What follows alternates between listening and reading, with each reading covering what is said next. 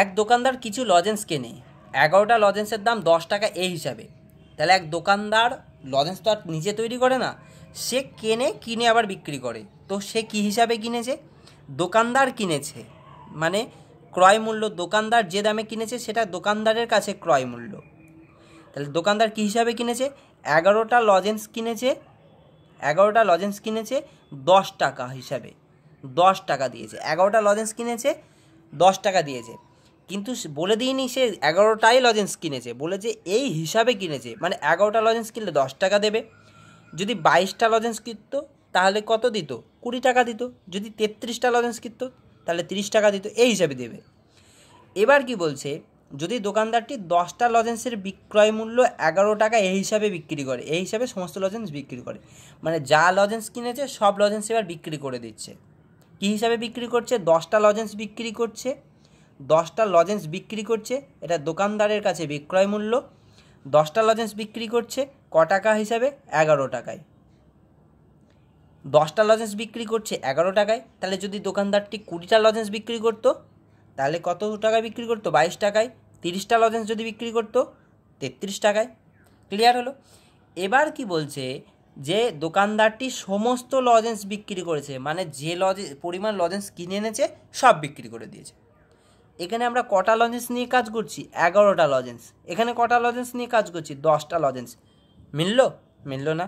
তাহলে আমাকে সবার প্রথমে লজেন্সের পরিমাণটা মেলাতে হবে। কি করে মেলাবো? এখানে যদি 10 দিয়ে এটাকে দিয়ে যদি এখানে গুণ করি, অর্থাৎ 10 দিয়ে যদি গুণ করি, তাহলে 11 10কে 110টা লজেন্স হলো। একে যদি আমি 11 দিয়ে গুণ করি তাহলে 11 10কে 110টা লজেন্স। এবার কিন্তু মিলল। ক্লিয়ার হলো? তাহলে 11টা লজেন্সের দাম যদি 10 টাকা হয়, এইরকম 10 বার আসবে, 10 বার 11টা লজেন্স নিলে 110টা লজেন্স আসবে। তখন দাম কত হবে? 10 × 10। এটাকে যেরকম 10 দিয়ে গুণ করেছি একেও 10 দিয়ে গুণ করতে হবে, তখন কত আসবে? 100 টাকা। তাহলে 110টা লজেন্স ক টাকায় কিনেছে? 100 টাকায় কিনেছে। এবার তেমনই এখানে 10টা লজেন্স বিক্রি করছে 11 টাকায়, একে 11 দিয়ে গুণ করছি। কেন 11 দিয়ে গুণ করছি? আমি লজেন্সের পরিমাণ যখন কিনেছিলাম আর যেটা বিক্রি করেছি সমান করার জন্য। তাহলে 10টা লজেন্সের বিক্রয় মূল্য কত হবে?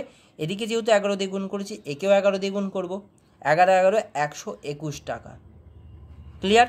তাহলে কি দেখছি, 110টা লজেন্স কিনেছে 100 টাকায় আর 110টা লজেন্স বিক্রি করেছে 121 টাকায়। এবার যেহেতু লজেন্সের পরিমাণ সেম, তাহলে পরিমাণ নিয়ে এবার ছেড়ে দাও, পরিমাণকে আর ধরবো না। এবার কি দেখব? ক্রয় মূল্য কত? 100 টাকা। বিক্রয় মূল্য কত? 121 টাকা। তাহলে বলেছে লাভ হয়েছে না ক্ষতি হয়েছে? নিশ্চিত, যে টাকায় কিনেছে তার থেকে বেশি টাকা বিক্রি করলে লাভ হয়, তাহলে লাভ হয়েছে। এবার লাভের হার বের করতে হবে। লাভের হার বের করা মানে কি? 100 টাকা ক্রয় মূল্য হলে বিক্রয় মূল্য ক টাকা হয় সেটা বের করতে হবে। আমাদের অলরেডি কিন্তু ক্রয় মূল্য 100 টাকা চলে এসেছে, তাহলে শুধু ক টাকা লাভ হয়েছে সেটা দেখলেই কিন্তু রাইট অ্যান্সার হয়ে যাবে। তাহলে 100 টাকা ক্রয় মূল্যে লাভ হয়েছে কত? 121 টাকায় বিক্রি করেছে, তার মানে 121 - 121 টাকা কিন্তু লাভ হয়েছে। ক টাকা লাভ হয়েছে? 21 টাকা লাভ হয়েছে। তাহলে লাভের হার 21%। সি হচ্ছে রাইট অ্যান্সার।